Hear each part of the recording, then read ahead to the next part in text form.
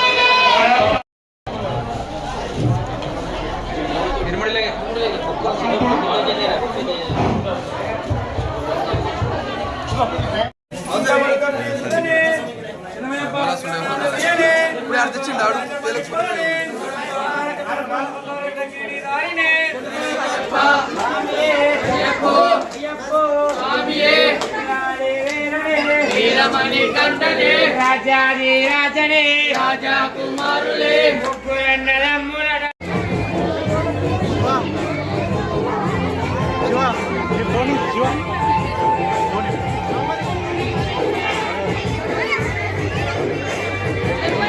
చూస్తూనే ఉండండి జుక్కల్ టైమ్స్. మీ మనోహర్ మద్నూర్.